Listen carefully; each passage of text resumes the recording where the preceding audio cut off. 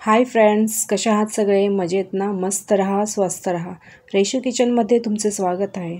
आज आपण बनवणार आहोत मकर संक्रांती स्पेशल तिळाचे लाडू. मकर संक्रांतीमध्ये घराघरांमध्ये तिळाचे लाडू खाल्ले जातात. शरीराला उष्णता देण्याचे काम तीळ करतात. हिवाळ्याच्या दिवसांमध्ये चमचाभर तीळ खाल्ल्याने तुम्ही निरोगी राहू शकता. आयुर्वेदानुसार तिळात उष्णता असते, त्यामुळे पोटातील पचन अग्नी वाढतो. रक्तात असणारी उष्णता टिकून राहते. त्यामुळे मकर संक्रांतीला तिळाच्या पदार्थांचे सेवन मोठ्या प्रमाणात केले जाते. तिळाचे फायदे तर आपण पाहिले, आता लाडू कसे करायचे तेही पाहूया. आणि सर्वात महत्त्वाचे म्हणजे चॅनलला सबस्क्राईब करायला विसरू नका. सबस्क्राईब केलं नसेल तर सबस्क्राईब करा. मी इथे अर्धा किलोचे तिळाचे लाडू बनवणार आहे. त्यासाठी मी अनपॉलिश तीळ घेतलेले आहेत पाव किलोचे. आता आपण हे तिळ छान भाजून घेऊया.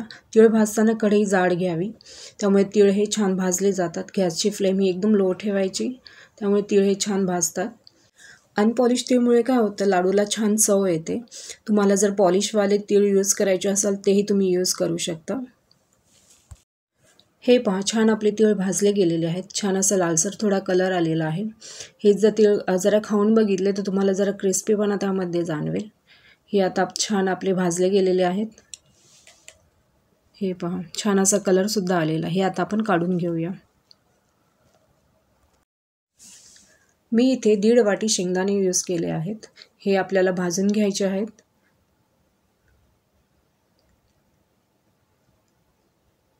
हे छान आपण आता भाजून घेऊया. हे पहा, छान असे भाजून घेतलेले आहेत. हे आता ह्याची पूर्ण जी सालं असतात ते काढून घेऊन आपण मिक्सरमध्ये जाडसर असे वाटून घ्यायचे आहेत. आपल्याला एकदम बारीक नाही करायचे आहे, थोडेसे जाडसर ठेवायचे आहेत.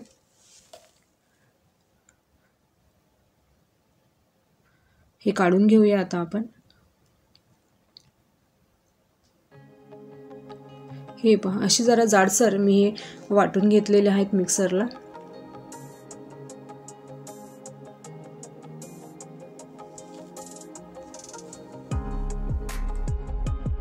आता आपण लाडूसाठी लागणारा पाक तयार करूया. त्यासाठी मी 2 चमचे तूप यूज केलेलं आहे. तुपामुळे काय होतं, लाडूला एक छान वरून एक शाईन येते.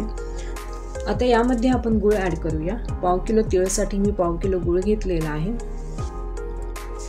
गूळ हा किसून नाही तर बारीक तुकडे करून घ्यायचे, त्यामुळे काय होईल, पाक जो आहे तो मागे पुढे होणार नाही. हा छान आता गूळ आपण वितळून घेऊया.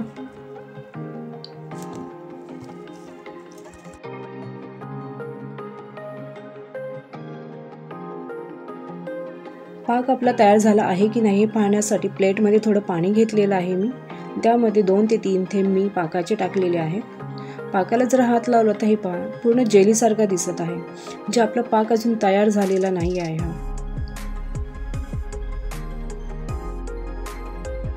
2 ते 3 मिनिटांनंतर मी पुन्हा पाक चेक केला आहे. पाण्यामध्ये 2 ते 3 थेंब टाकलेले आहेत. हे पहा, आता पाक बघा आपला कसा दिसत आहे. तो पाक हातावर घेतल्यावर गोल गोळी तयार होते. हे पहा, पाक जर असा हातात घेतला, पूर्ण गोल गोळी तयार होत आहे.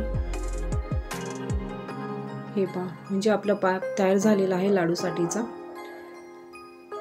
पूर्ण टक असा आवाज येण्याची गरज नाही आहे. असा पाक आपल्याला चिक्कीसाठी लागतो. आता या पाकामध्ये आपण तीळ ॲड करूया.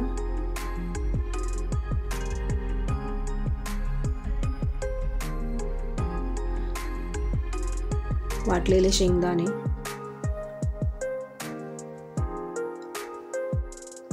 यामध्ये अर्धी वाटी मी भाजकी चण्याची डाळ ॲड केलेली आहे. हे छान आपण गुळामध्ये एकत्र करून घेऊया.